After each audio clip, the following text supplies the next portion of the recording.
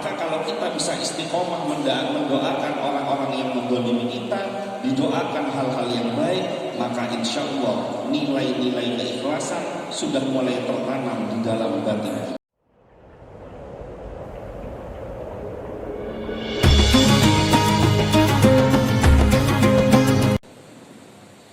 Assalamualaikum warahmatullahi wabarakatuh.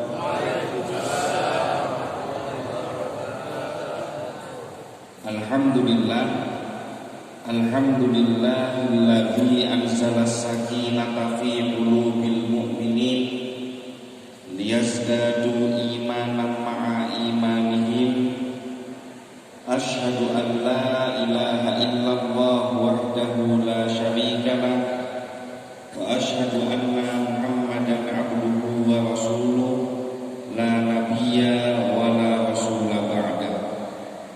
Allahumma sholli wa sallim ala sayyidina Muhammad al-fatih lima ughliqa wal khatimi lima sabaqa nasiril haqqi bil haqqi wal hadi ila siratikal mustaqim wa ala alihi haqqa qadrihi wa miqdarihil azim. Amma ba'du. Kepada yang saya hormati dan yang saya muliakan, para alim ulama, para kiai, para ustadz, para guru ngaji, tokoh masyarakat, kepada yang saya hormati keluarga besar Masjid Agung Al-Ikhlas Kabupaten Ketapang, dan juga tak lupa kepada keluarga besar Suling. Hadirin hadirat rahimakumullah, mudah-mudahan perjumpaan kita pada pagi hari ini menjadi asbab terkabulnya semua hajat dan keinginan kita, terhapusnya semua dosa-dosa kita, dan kita termasuk di dalam golongan umat yang mendapatkan syafaat dari Nabi Muhammad SAW. Sebelum menyampaikan masalah tausiah, saya ingin memperkenalkan diri saya terlebih dahulu, karena ada pepatah mengatakan tak kenal maka pagi-pagi masih belum semangat. Perkenalkan, saya asli 100% ditanggung halal dari keturunan Cina, bukan Cina gado-gado. Tahu enggak Cina gado-gado? Cina gado-gado itu bapaknya Cina, ibunya Melayu. Bapaknya Jawa, ibunya Cina. Nah, kalau saya, bapak saya Cina, ibu saya Cina. Jadi saya 100% ditanggung halal Cina orisinil. Karena Cina orisinil, pada pagi hari ini ada satu perbedaan yang sangat mencolok antara saya dengan semua jamaah yang hadir. Ada yang tahu enggak apa bedanya? Urusan mata saya sedikit kecil, tapi mata hadirin hadirat yang hadir pada pagi hari ini Masya Allah, bulat-bulat, lebar-lebar, ganteng-ganteng, cantik-cantik. Saya oleh kedua orang tua saya diberi nama Wi Chin Hai. Bagus atau jelek? Bagus, diselamatin nama ini. Tapi lebih bagus lagi setelah almarhum ayah saya masuk Islam, karena beliau asalnya agamanya Katolik, mama saya asalnya agamanya Katolik, masuk Islam pada tanggal 3 Maret tahun 1984. Yang mengislamkan adalah almarhum Kiai Haji Raden As'ad Syamsul Arifin, pengasuh Pondok Pesantren Salafiyah Syafi'iyah Suparjo Asem Bagus Situbondo, yang pada tahun 2017 kemarin mendapatkan gelar pahlawan nasional dari Presiden Republik Indonesia. Setelah almarhum bapak saya masuk Islam, beliau berusaha untuk menjalankan semua yang diajarkan di dalam ajaran agama Islam, termasuk di dalam urusan memberikan nama kepada anak. Saya oleh orang tua saya diberi nama Muhammad Nasrullah. Bagus atau jelek? Bagus, lebih pas, lebih cocok ke namanya orang Islam. Karena zaman sekarang banyak orang Islam merasa tidak pede kalau punya anak dikasih nama-nama Islam. Padahal tuntunan dari Nabi Muhammad SAW, kalau kita ingin anak kita hidupnya barokah dan selamat, salah satunya adalah selain memberikan pendidikan agama, pendidikan tauhid sejak kecil, kita berikan nama yang baik, karena nama adalah doa, nama membawa pengaruh di dalam kehidupan anak yang kita lahirkan. Hadirin hadirat rahimakumullah, saya sangat bergembira sekali hadir di Kabupaten Ketapang ini. Ini adalah pertama kalinya hadir di Kabupaten Ketapang. Saya berasal dari Kabupaten Bondowoso, Provinsi Jawa Timur. Yang membawa saya hadir ke Provinsi Kalimantan Barat adalah teman-teman dari PITI, yaitu Persatuan Islam Tionghoa Indonesia Kabupaten Singkawang. Kebetulan saya sendiri adalah pengurus bidang dakwah di Provinsi Jawa Timur dari PITI, Persatuan Islam Tionghoa Indonesia, yang mana fokus tujuan utama dari organisasi ini adalah pertama untuk memberikan perlindungan, keamanan dan kenyamanan bagi setiap etnis Tionghoa yang mendapatkan hidayah kemudian memeluk agama Islam, sehingga mereka merasa nyaman dalam menjalankan ibadahnya, mereka merasa nyaman dalam belajar menuntut ilmu mengenai pengetahuan soal agama Islam ini, dan memberikan perlindungan apabila ada tindakan-tindakan anarkis dari keluarganya akibat perpindahan agama dari orang tersebut. Kemudian yang kedua, tujuan dari organisasi PITI ini adalah ingin menjadi jembatan antara etnis Tionghoa non-Muslim warga negara Indonesia dengan warga pribumi yang beragama Islam untuk menjaga kerukunan dan persatuan antar sesama bangsa Indonesia. Karena berapa kali terjadi di beberapa wilayah ketika terjadi ketegangan antar etnis Tionghoa yang non-Muslim dengan orang-orang pribumi yang beragama Islam, maka PITI hadir untuk membangun kedamaian, membangun mediasi antara kedua belah pihak, sehingga terciptalah kerukunan antar sesama bangsa Indonesia. Ini kurang lebih sedikit informasi soal PITI yang mungkin Bapak dan Ibu sekalian baru tahu sekarang atau baru mengenal sekarang istilah PITI, Persatuan Islam Tionghoa Indonesia. Hadirin hadirat yang dimuliakan oleh Allah Subhanahu wa taala, hari ini saya menginjakkan kaki di Masjid Agung Al-Ikhlas. Ini termasuk nama yang sangat berat, dan kalau kita amalkan di dalam kehidupan kita sehari-hari, insya Allah kita akan menjadi manusia yang mulia, manusia yang akan selamat baik di dunia maupun di akhirat. Karena berbicara soal ikhlas, ikhlas ini berkaitan langsung dengan hati kita. Yang bisa menilai kita ikhlas atau tidak adalah Allah Subhanahu wa ta'ala. Salah satu ciri-ciri ikhlas menurut Ibnu Athaillah As-Sakandari di dalam kitab Al-Hikam, bahwa apabila ada seseorang yang mengatakan bahwa dirinya telah ikhlas, maka sesungguhnya dia tidak ikhlas. Kalau dikatakan saya itu ikhlas membantu kamu, saya itu ikhlas bersedekah, saya itu ikhlas melakukan kebaikan, maka kalau kalimat saya ikhlas diucapkan berulang-ulang, maka setan akan masuk menggoda, sehingga karena kalimat saya ikhlas itu akhirnya dia menjadi tidak ikhlas. Kalau kita mempelajari Al-Quran, ada banyak sekali nama-nama surat di dalam Al-Quran yang ternyata disebutkan di dalam ayat yang ada di dalam surat tersebut. Contohnya surat Al-Falaq, Qul a'udzu birabbil falaq. Surat Al-Kafirun, Qul ya ayyuhal kafirun. Surat Al-Humazah, Wailul likulli humazatil lumazah. Tetapi surat Al-Ikhlas, 4 ayat yang terdapat di dalam surat Al-Ikhlas, tidak satupun kata di 4 ayat tersebut yang terdapat kalimat ikhlas. Artinya surat Al-Ikhlas ini ingin mengajarkan kepada kita bahwa yang namanya ikhlas tidak perlu diucapkan dengan lisan, tapi tunjukkan dengan perbuatan. Maka dari perbuatan itu, hasil dari ikhlas yang ditimbulkan akan memberikan yang namanya barokah. Apa itu barokah?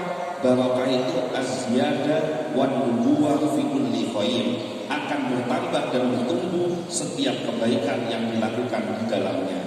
Contohnya tadi disampaikan pendiri Suling, siapa namanya? Haji Putih Konsen.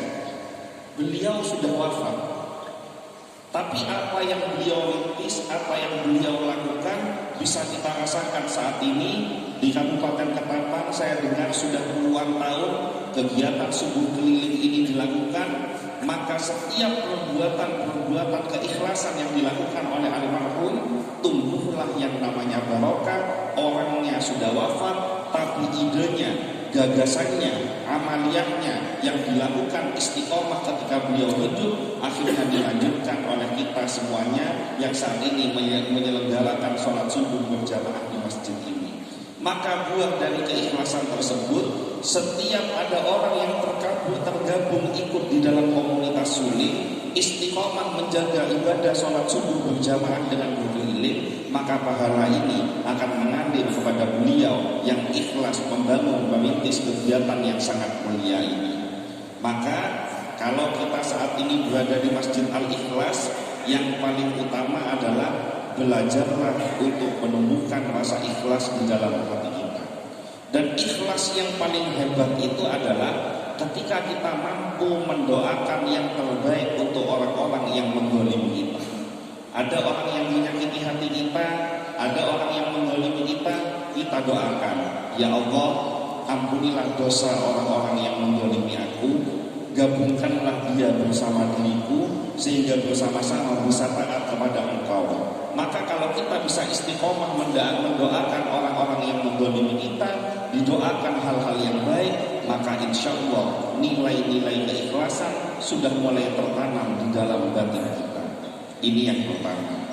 Yang kedua, di dalam Al-Quran surat Al-Ikhlas ini termasuk salah satu surat yang sangat spesial, karena surat Al-Ikhlas ini adalah penegasan utama tentang sifat jaisnya Allah, yaitu Allah itu adalah wahidun, Allah itu adalah esa, Allah itu adalah tunggal.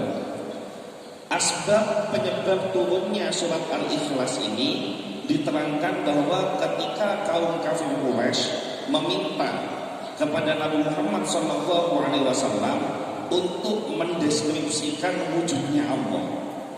Jadi diminta bahwa bagaimana bentuknya Allah, bagaimana bentuk rambutnya Allah, bagaimana bentuk matanya Allah, bagaimana bentuk wujud telinganya Allah, dan seterusnya. Maka ketika muncul pertanyaan-pertanyaan seperti ini, ditambah lagi ada ucapan-ucapan bahwa orang Yahudi Tuhannya adalah Uzair, anaknya Allah, orang Nasrani Tuhannya adalah Nabi Isa, putranya Allah, kemudian orang Majusi mengatakan bahwa Tuhannya adalah api dan lain sebagainya. Maka ayat ini turun sebagai penegasan yang paling utama bahwa di dalam akidahnya umat Islam, Allah Subhanahu wa Ta'ala dijelaskan sifat-sifatnya di dalam ayat ini. Jadi kurang lebih surat Al-Ikhlas ini adalah syarat kriteria untuk menjadi Tuhan. Jadi siapapun yang kepingin diangkat jadi Tuhan, maka harus memenuhi kriteria surat Al-Ikhlas. Kalau dia tidak memenuhi kriteria surat Al-Ikhlas, maka dia bukan Tuhan. Coba kita kaji dari ayat yang pertama, berbunyi Qul huwallahu ahad. Katakan bahwa Allah itu esa, Allah itu tunggal, Allah itu tidak berbilang. Ayat yang selanjutnya, Allahus somad. Allah itu adalah tempat bergantung segala sesuatu. Maka kalau di dalam ilmu hakikat, para orang-orang yang sedang menyelami ilmu hakikat, dia punya prinsip bahwa tidak ada yang ada di dunia ini kecuali atas kuasa Allah Subhanahu wa Ta'ala. Maka ketika hatinya ditanamkan dengan kalimat Allah, dia yakin bahwa apapun yang terjadi di muka bumi ini atas seizin Allah, apa yang terjadi pada dirinya, dia akan mengatakan sesuai di dalam zikir Ratibul Haddad, bismillah walhamdulillah wal khairu wasyarru masyiatillah. Dengan menyebut nama Allah, segala puji bagi Allah, kebaikan dan keburukan semuanya atas kehendak Allah. Maka ketika kita berpasrah, kita serahkan diri kita kepada Allah Subhanahu wa taala, dan bahkan kita memuji Allah Subhanahu wa taala, maka kehidupan kita akan menjadi kehidupan yang bahagia, karena hati kita benar-benar tidak bergantung kepada makhluk manapun kecuali bergantung kepada Allah Subhanahu wa taala. Salah satu ciri-ciri orang yang memang sudah benar-benar hatinya bergantung kepada Allah, pertama, dia tidak mudah digoyahkan di dalam kondisi apapun. Ketika dia senang, ketika dia mendapatkan nikmat, dia tidak gembira berlebihan, dan ketika dia mendapatkan musibah, dia tidak sedih berlebihan, karena dia punya keyakinan setiap yang terjadi di muka bumi ini semuanya pasti atas seizin Allah. Bahkan kalau diteruskan lagi, contohnya untuk urusan uang, orang-orang yang sudah dekat kepada Allah Subhanahu wa taala memandang uang ini hanya sebatas lembaran kertas biasa. Ketika dia punya uang yang banyak, dia tidak gembira berlebihan, dan ketika dia tidak punya uang sama sekali, maka dia tidak sedih berlebihan. Uang tidak mempengaruhi kehidupannya karena hatinya dipenuhi dengan Allah Subhanahu wa taala. Coba kita cek diri kita, sudah sejauh apa kecintaan kita kepada Allah, dan sudah sedalam apa perasaan kita terhadap urusan yang bersifat duniawi. Saya teringat kisah dari almarhum papa saya. Beliau menceritakan bahwa ketika beliau berkunjung ke pondok pesantren gurunya yang ada di situ Bondo, yaitu Kiai As'ad Syamsul Arifin, suatu saat ayah saya ini diajak pergi ngambil kelapa, mau diajak minum air kelapa muda. Kiai ini bawa celuritnya, celurit kan orang ada waktu orang celurit, ini dibawa ke pohon kelapa. Nah, beliau sendiri yang manjat pohon kelapa. Ketika naik di pertengahan, ini celurit jatuh.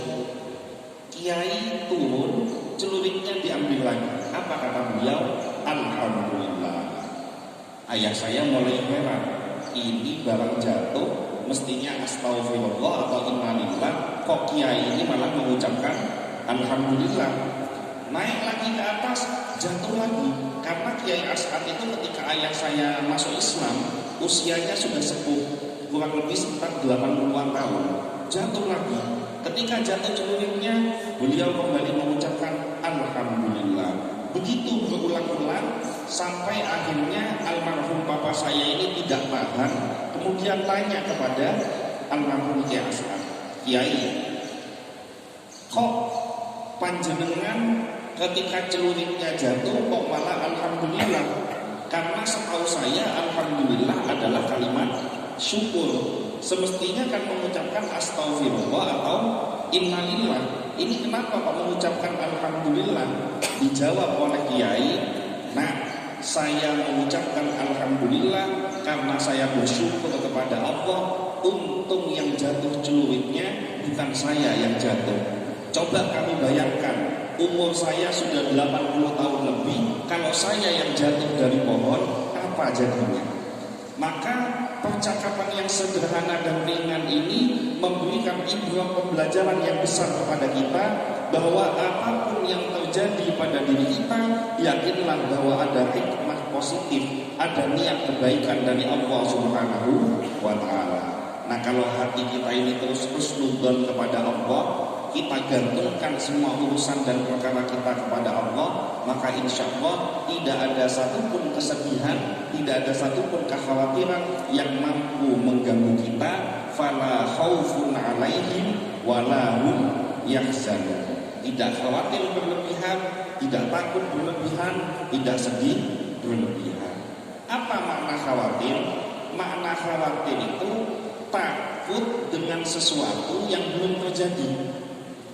takut tidak bisa bayar uang sekolah anak, takut tidak bisa menghidupi istri dan anak. Ketakutan-ketakutan yang dimunculkan ini adalah perbuatan dari setan yang membuat hati kita menjadi was-was. Kita khawatir dengan sesuatu yang belum pasti akan datang kepada diri kita. Sedih adalah suatu perasaan akibat sebuah kejadian yang sudah menimpa diri kita. Jatuh dari sepeda motor, hutang banyak gak bisa bayar, dimaki-maki banyak orang. Ini sebuah kejadian-kejadian yang tidak mengenakan sehingga muncul yang namanya kesedihan. Nah, rasa sedih dan rasa khawatir ini tidak berlaku permanen kepada orang-orang yang menggantungkan semua urusannya kepada Allah Subhanahu wa ta'ala. Maka mudah-mudahan kita semua yang hadir pada pagi hari ini, barokah dari nama masjid ini, Masjid Al-Ikhlas, kita semua bisa menjadi pribadi yang ikhlas, yang menggantungkan semua urusan kita kepada Allah. Kita tidak peduli dengan apa yang terjadi pada diri kita, dan kita yakin apa yang terjadi pada diri kita semuanya akibat izin dari Allah Subhanahu wa ta'ala. Tapi ini jangan salah ditafsirkan. Nanti kalau ada orang dapat musibah, begitu dia nangis dimarahin. Kamu gak boleh nangis, kamu gak boleh sedih. Bukan begitu. Yang dimaksud adalah jangan berlarut-larut di dalam kesedihan. Karena ketika Nabi Muhammad SAW, beliau punya putra namanya Ibrahim, wafat pada waktu masih bayi. Di dalam riwayat diterangkan ketika proses pemakaman, Rasulullah meneteskan air mata ketika bayinya dimakamkan karena wafat. Nah, kemudian beliau bersabda, menangisku saat ini bukan karena aku tidak ikhlas akan ketentuan Allah, tapi menangisku saat ini karena sebagai sifat manusiawiku bersedih kehilangan anak yang aku cintai. Maka boleh menangis. Nanti ada orang yang diuji nangis dimarahin. Ini salah tafsir juga nanti. Karena belakangan banyak orang ngaji tapi dengarnya suka sepotong-sepotong, akhirnya diartikan dengan keliru dari maksud dan tujuan yang ingin disampaikan. Kita lanjutkan ayat yang berikutnya. Lam yalid wa lam yulad. Allah itu tidak beranak dan tidak diperanakkan. Kenapa? Karena syarat untuk menjadi Tuhan itu ditegaskan di dalam ayat yang keempat, yaitu walam yakul lahu kufuwan ahad. Tidak ada satupun yang bisa sanggup menyamai dirinya. Kalau ada di muka bumi ini, ada yang bisa menyamai, ada yang bisa menyerupai, maka dia tidak masuk kriteria sebagai Tuhan. Kalau seandainya dikatakan Tuhan itu beranak, maka apa bedanya dengan manusia biasa, yang mana manusia juga bisa beranak? Kalau Tuhan itu punya orang tua, Tuhan itu diperanakkan, maka apa bedanya dengan manusia biasa yang punya kedua orang tua? Makanya di dalam riwayat diterangkan, kenapa Nabi Muhammad SAW ketika masih kecil beliau mendapatkan ujian yang begitu luar biasa. Di dalam riwayat ada yang menerangkan usia 2 bulan, di dalam riwayat lain diterangkan usia 7 bulan. Rasulullah masih berada di dalam kandungan, ayahnya wafat. Diasuh oleh ibunya usia 6 tahun, ibunya wafat.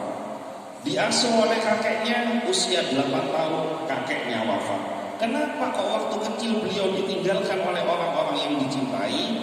Menurut para ulama diterangkan tujuan utamanya adalah supaya sifat manusiawi dari Nabi Muhammad SAW, yang mana normalnya seorang manusia akan bergantung kepada kedua orang tuanya, akan bergantung kepada kakek dan neneknya. Maka ketika Allah takdirkan ayahnya wafat, ibunya wafat, kakeknya wafat, beliau tidak ada tempat untuk berkeluh kesah, beliau tidak ada tempat untuk bermohon atau mengeluh selain kepada Allah Subhanahu wa ta'ala.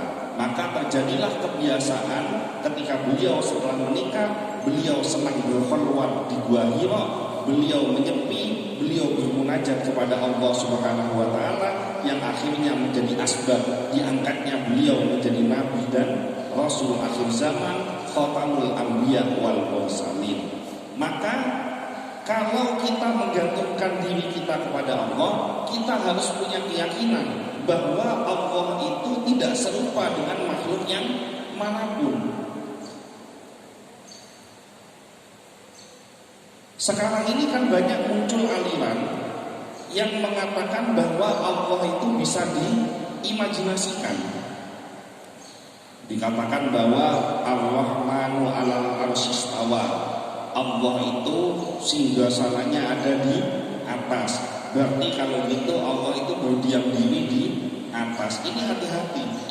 Karena akidah semacam ini bisa membuat hati kita meleset. Siapapun yang ketika matanya dipejamkan, kemudian dia bisa membayangkan bentuknya Allah, dia bisa membayangkan bentuk wajah, kulit dan lain sebagainya, maka yang ada di dalam bayangannya itu bukan Allah.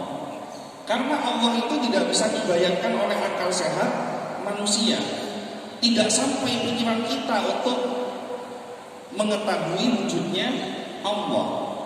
Diceritakan di dalam peristiwa Bani Israel, ketika Bani Israel diminta untuk beriman kepada Allah, menerima kitab Taurat, apa kata Bani Israel?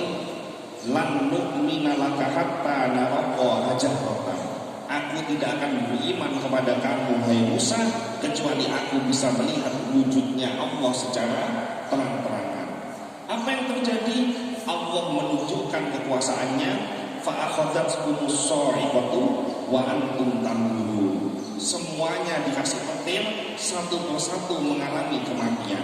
Oleh Allah dibuat matinya tidak sekaligus, karena diceritakan ada 70 orang di dalam kitab tafsir yang terjadi dalam peristiwa ini. Tidak dimatikan 70 orang ini semuanya, tapi oleh Allah dimatikan satu persatu, sementara yang masih hidup bisa melihat bagaimana kekuasaan Allah membunuh teman-teman yang ada di kalangan mereka. Setelah semuanya mati, Allah tunjukkan kekuasaannya lagi, dihidupkan kembali yang sudah mati tadi, sehingga yang awalnya mereka tidak yakin kepada Allah, dilihat satu persatu orang-orang yang dihidupkan atas kuasa Allah. Maka ini menunjukkan bahwa kekuasaan Allah benar adanya, dan kita sebagai manusia tidak mampu untuk mengimajinasikan, untuk melihat, untuk membayangkan bagaimana wujudnya Allah.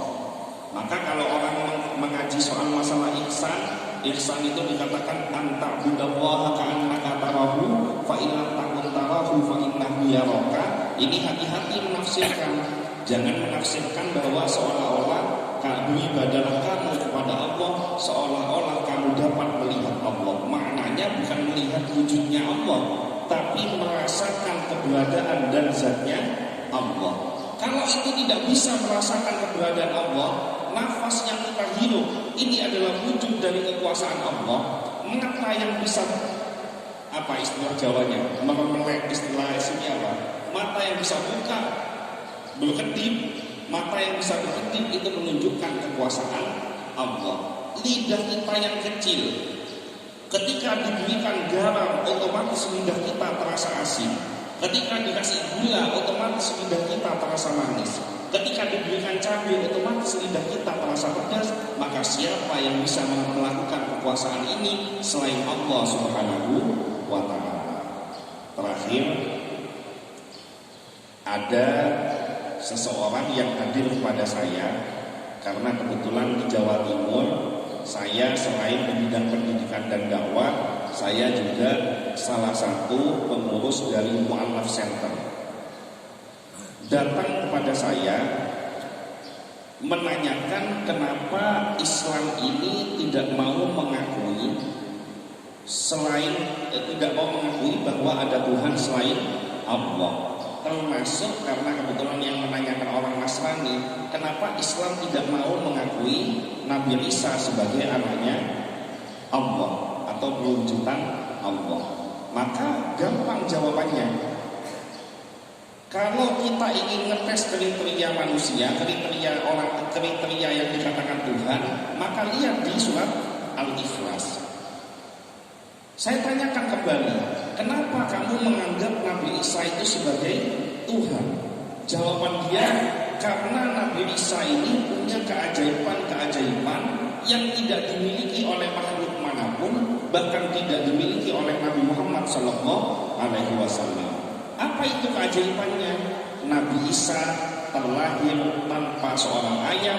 Dia lahir dari rahim perempuan yang mulia, yaitu Siti Maryam. Maka dalil ini dijawab oleh Allah di dalam Al-Quran. Masalah Isa kamasali Adam. Permasalahan soal Nabi Isa alaihissalam ini sama dengan permasalahan penciptaan Nabi Adam alaihissalam. Kalau Nabi Isa tidak punya ayah kemudian dianggap Tuhan karena akibat tidak punya ayah, maka tentunya Nabi Adam lebih Tuhan daripada Nabi Isa, karena Nabi Adam tidak ada ayah dan tidak ada ibunya. Kemudian apa kelebihan yang berikutnya? Nabi Isa alaihissalam seperti diyakini baik di dalam akidah umat Islam maupun akidah umat Nasrani, bahwa Nabi Isa punya kemampuan menghidupkan orang yang sudah mati. Kalau alasannya menghidupkan orang yang sudah mati menjadi alasan utama kenapa dia bisa menjadi Tuhan, maka tidak perlu dijawab di dalam dalil dari Al-Quran, karena dalil dari Al-Quran pun ada peristiwa orang mati kembali hidup. Contohnya pada zaman Nabi Musa alaihissalam, di mana terjadi pembunuhan, kemudian Nabi Musa memerintahkan untuk menyembelih sapi betina yang diabadikan di dalam surat Al-Baqarah. Yang sapi betina ini ketika sudah ada ditempelkan kepada yang sudah meninggal, yang meninggal ini kembali hidup untuk memberikan kesaksian siapa yang membunuhnya. Kita nggak perlu jawab lewat Al-Quran. Di dalam Alkitab sendiri diterangkan bahwa ada seseorang yang namanya Elia dan Elisa, yang menurut kepercayaan kita adalah Nabi Ilyas dan Nabi Ilyasa. Ini punya mukjizat. Ketika Elia dan Elisa sudah meninggal menurut Alkitab, sudah berubah menjadi tulang belulang. Kalau ada orang yang meninggal, tulangnya tempelkan ke orang yang sudah meninggal, yang meninggal ini kembali hidup. Ini lebih ajaib daripada Nabi Isa alias Yesus. Kenapa? Nabi Isa menghidupkan orang yang sudah mati, beliau dalam kondisi masih hidup. Sementara Elia dan Elisa menghidupkan orang yang sudah mati, Elia dan Elisanya sudah menjadi tulang belulang. Ini kan lebih sakti, tulangnya ditempelkan bisa hidup. Maka kita sebagai umat Islam, kita mengimani bahwa apa yang ada pada diri Nabi Isa, keajaiban-keajaiban yang terjadi pada diri Nabi Isa, kita mengimani, karena tidak sah iman kita sebagai umat Islam kalau kita tidak mengimani kenabian dan kerasulan dari Nabi Isa alaihissalam. Kita imani bahwa Nabi Isa itu terlahir dengan kekuasaan Allah tanpa seorang ayah. Kita imani bahwa Nabi Isa itu mampu menghidupkan orang yang sudah mati atas seizin Allah. Kita imani bahwa Nabi Isa mampu menyembuhkan penyakit-penyakit permanen, sakit dari lahir atas seizin Allah. Tapi kalau kita disuruh mengimani bahwa Nabi Isa adalah Allah, tentunya ini tidak bisa kita imani, karena tidak sesuai dengan kriteria yang disampaikan di dalam surat Al-Ikhlas, bahwa lam yalid wa lam yulad wa lam yakul lahu kufuwan ahad. Mudah-mudahan kita semuanya istiqomah. Kita semuanya istiqomah menjaga keikhlasan kita. Kita istiqomah menjalankan apa yang diperintahkan oleh Nabi Shallallahu Alaihi Wasallam. Terakhir sebelum saya tutup, karena masjid ini namanya Al-Ikhlas, saya pernah membaca hadis Nabi Muhammad Shallallahu Alaihi Wasallam yang diriwayatkan oleh Imam Ahmad bin Hanbal. Siapa yang membaca surat Al-Ikhlas 1 hari 10 kali, istiqomah setiap hari tidak pernah ditinggalkan, terserah habis zuhur, habis asar, pokoknya 1 hari itu dibaca 10 kali, maka yang pertama, Allah akan membangunkan istana yang megah di surga untuk orang yang istiqomah membaca Al-Ikhlas 1 hari 10 kali. Yang kedua, orang yang hatinya keras, orang yang hatinya susah mendapatkan hidayah, susah mendengarkan nasihat, maka bacakan surat Al-Ikhlas secara rutin kepada orang tersebut. Diniatkan pahala dari surat Al-Ikhlas ini diberikan kepada orang yang kita maksud, maka insya Allah mudah-mudahan orang tersebut akan dilembutkan hatinya oleh Allah, akan mendapatkan hidayah dari Allah. Yang terakhir, orang yang lazim membaca Al-Ikhlas setiap hari minimal 10 kali, maka insya Allah akan dijamin rizkinya oleh Allah. Semua kehidupannya, semua urusan perkara dan masalahnya langsung mendapatkan pertolongan dari Allah. Wasilah dari pembacaan Allahus Somad, Allah tempat bergantung segala sesuatu. Mudah-mudahan kita semuanya diselamatkan oleh Allah, istiqomah menjalankan ketaatan kepada Allah, istiqomah menjaga keikhlasan di dalam hati kita. Kita dikumpulkan bersama orang-orang yang ikhlas, kita dikumpulkan bersama hamba-hambanya Allah, dikumpulkan bersama kekasih Allah, diselamatkan baik di dunia maupun di akhirat, dan kita mendapatkan syafaat dari Nabi Muhammad SAW. Al-Fatihah. Alhamdulillahirrahmanirrahim. Iyyaka na'budu wa iyyaka nasta'in. Shiratal mustaqim, shiratal ladzina an'amta 'alaihim ghairil maghdubi 'alaihim waladdallin. Al-Fatihah yang selanjutnya, saya minta keikhlasan dari seluruh jamaah yang hadir pada pagi hari ini. Saat ini saya sedang dalam perjuangan membangun pondok pesantren di Bondowoso. Nama pondok pesantrennya Insan Kamil. Mudah-mudahan barokah Al-Fatihah dari semua jamaah yang hadir pada pagi hari ini menjadi penyebab dikabulkan oleh Allah pembangunan pondok pesantren tersebut. Bangunannya segera berdiri dan bisa mencetak generasi yang mensyiarkan akidah Ahlus Sunnah wal Jamaah, mensyiarkan kalimat tauhid, mensyiarkan sunnah Nabi Muhammad sallallahu alaihi wasallam. Al-Fatihah. Iya, benar.